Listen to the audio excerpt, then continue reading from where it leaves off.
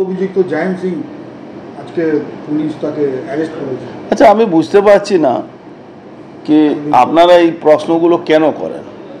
প্রকাশ্যে দেয়ালোকে বার্থডে পার্টিতে কেক খাওয়া হচ্ছে, ও মদন মিত্রর সঙ্গে গল্প করছে।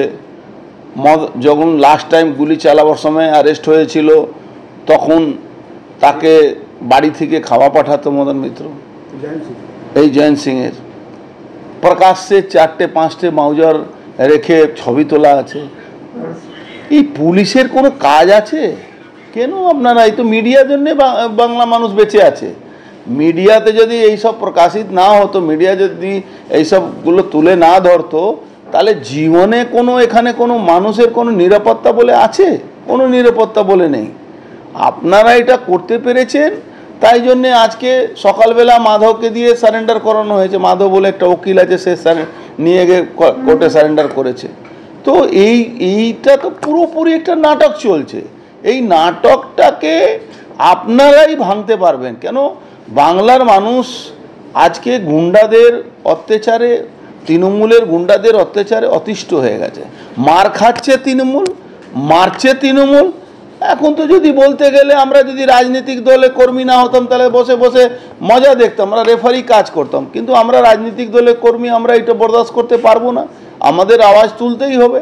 এই জয়ন্ত সিং এদের নোটোরিয়াস ক্রিমিনাল। সে ওখানে কমারহাটি উন্নয়ন কমিটি নামে টাকা তোলা হয়, সেই টাকা যে না দেবে তাকে মারা হয়। আর মদন মিত্র অনেক সিনিয়র লিডার হলেও এমন অবস্থা ওনার হয়ে গেছে, উনি এখন দিশাহারা হয়ে গেছেন। এখন রোজই ওখানে গুলি চলে, রোজই ওখানে গুন্ডামি হয়, রোজই ওখানে ঘর বাড়ি ভাঙচুর হয়, রোজই মারধর হয়। আর উনি বলেন আজকে পরে যদি কিছু হয় আমি দেখে নেব, আমি মাঠে নেব। মদন মিত্র বলছেন সৌগত রায়ের মাথায় হাত রয়েছে জয়ন্ত সিং এর, সেই কারণেই এই এবার তো জয়ন্ত সিং তাহলে মনে সুসাইড করে নেবে বেচারা, যদি এটা শুনতে পারে কি মদন মিত্র এই কথাটা বলেছেন, তো হয়তো জয়ন্ত সিং হয়তো সুসাইড করে নেবে। এটা আমি বলবো পুলিশকে কি ভালো করে দেখাশোনা করতে। আর সৌগতদার প্রবলেম কি আছে? সৌগতদার বলার কোনো ক্ষমতা নেই ওখানে। সৌগতদার শেষ বয়সে এখন জিতেছেন, এমপি হয়েছেন, তো কারো না কারো ঘাড়ে তো দোষ চাপাতে হবে। তো মদন দা ঘাড়ে চাপিয়ে দিচ্ছে। কিন্তু অ্যাকচুয়ালি বেসিক্যালি যদি দেখা যায় তো পুরো মদন মিত্র কিছু ওই শরিয়া কানুন মানার লোককে দিয়ে, জেহাদি লোককে দিয়ে উনি যে কাজটা করছেন, এই কাজটার জন্যে আজকে ওখানকার অবস্থা খারাপ আছে। আর এই জয়ন্ত ওনার অত্যন্ত প্রিয় লোক, মদনবাবুর অত্যন্ত প্রিয় লোক। যখন লাস্ট টাইম জেলে গেছিল, প্রায় 3 মাসের উপরে জেলে ছিল, তখন বাড়ি থেকে খাওয়া যেত। আর এই যে উকিল আজকে সারেন্ডার করেছে সবাই জানে সে মদনবাবুর লোক, কে জানে না? মদন মিত্র কি কন্ট্রোলের বাইরে হয়ে যাচ্ছে? আচ্ছা, মদন মিত্র কি কন্ট্রোল করতে চাইছেন? প্রশ্ন তো 1 লাখ টাকার প্রশ্ন এটা আছে কি উনি কি চাইছেন এটা কন্ট্রোল করতে? আর ও গ্রেফতার হয়নি, আপনার চ্যানেলে দেখাচ্ছে কি ও গ্রেফতার হয়েছে। নাথিং, ও সকালবেলা সারেন্ডার করেছে। আমি তো প্রথম আজকে আমার ঘুম ভাঙলো এই খবরটা শুনে কি ও সারেন্ডার করেছে। জগদ্দল বিধানসভায় মানুষ কেন যে তৃণমূল কংগ্রেসকে ভোট দেন, এটাই একটা বড় প্রশ্ন।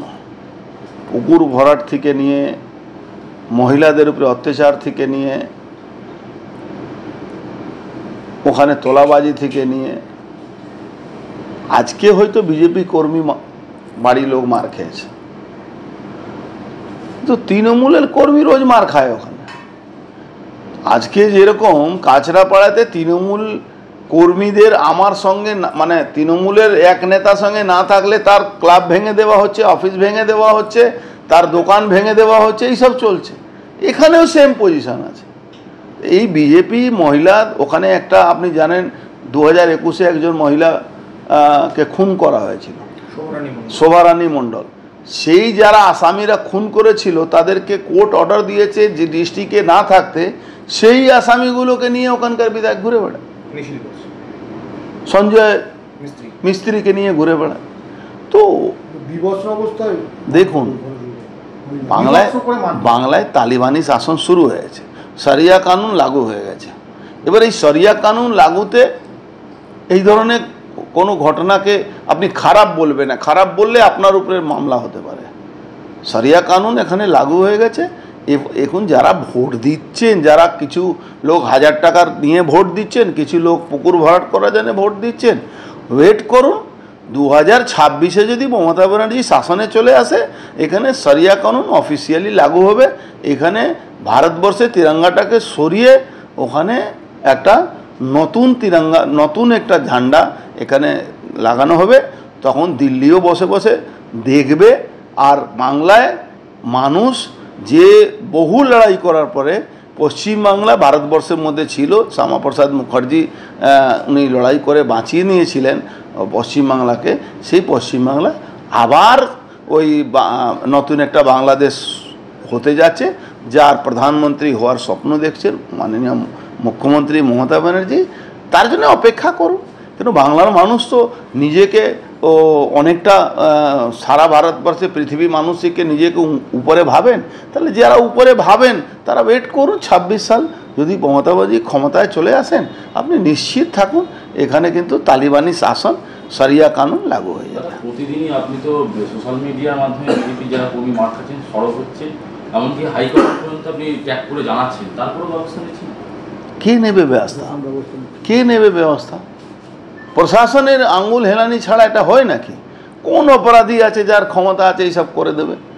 যারা করছে তাদেরকে পিছনে পার্টি আছে, দল আছে, তাই জন্যে করছে। নাহলে ওদের ক্ষমতাটা কতটুকু? পাবলিক তো পিটিয়ে মেরে দেবে এইসব লোকগুলোকে। কিন্তু এখানকার পুলিশ কমিশনার, এখানকার থানা দরোগা সবাই তো এইরকম কাজ করে যাচ্ছে। দাবি ট্যাগ এই চ্যানেল কোনো প্রচার করে না, হিংসাত্মক, ক্ষতিকারক বা অবৈধ কার্যকলাপ এই চ্যানেল দ্বারা প্রদত্ত সমস্ত বিষয়বস্তু শুধুমাত্র একটি শিক্ষামূলক উদ্দেশ্যের জন্য। ধন্যবাদ। শুভেচ্ছা টিম আমার বাংলা নিউজ।